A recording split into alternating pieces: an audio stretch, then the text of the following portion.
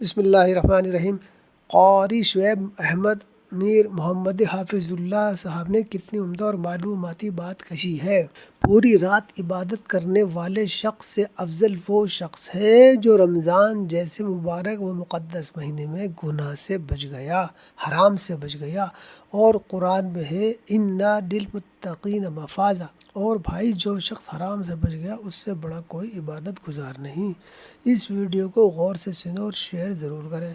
اللہ ہم سب کو حرام سے بچنے کی توفیق عطا فرمائے اور ہماری زندگی میں یہ رمضان المبارک انقلاب برپا فرمائے اور اللہ اور اس کے رسول کا فرما بردار بنائے، آمین۔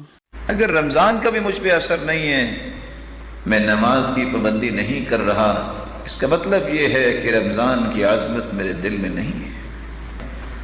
آپ تراویح پڑھیں، لیکن یہ بات یاد رہنی چاہیے، ساری رات قیام آپ کریں اور آپ کے ٹپ ٹپ آنسو گرتے رہیں، ساری رات کے آنسوؤں سے ظہر کی نماز پہ اگر آپ سخت گرمی میں بھی جاتے ہیں اور ایک قطرہ پسینے کا آپ کے ماتھے اور آپ کے چہرے پہ آتا ہے، یہ ایک قطرہ ساری رات کے رونے سے افضل ہے، کیونکہ یہ فرض نماز ہے، وہ نفل نماز ہے۔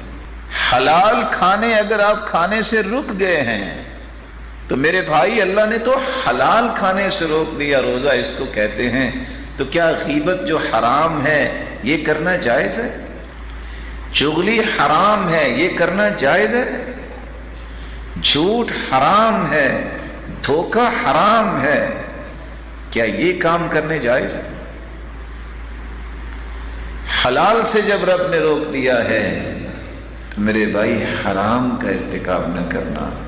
اور صحابی نے سوال کیا تھا، بڑا مزیدار سوال، اللہ کے رسول میرا جی چاہتا ہے کہ میں نے ساری دنیا سے نیک بن جاؤں، کمال کی خواہش نہیں؟ تو آپ نے یہ تو نہیں کہا تھا کہ آپ سجدے میں پڑ جاؤ تو یہاں ہی فوت ہو جانا، یہ نہیں کہا۔ فرمایا اتق المحارم تکن اعبد الناس، تم حرام کاموں سے بچ جاؤ، تجھ سے بڑھ کے دنیا میں کوئی عبادت گزار نہیں ہو۔ بسم اللہ الرحمن الرحیم۔ ان المتقین فی جنات وعیون ادخلوها بسلام آمنین، صدق اللہ العظیم۔ بے شک متقی لوگ باغوں اور چشمے میں ہوں گے، اس میں سلامتی کے ساتھ بے خوف ہو کر داخل ہو جاؤ، سبحان اللہ۔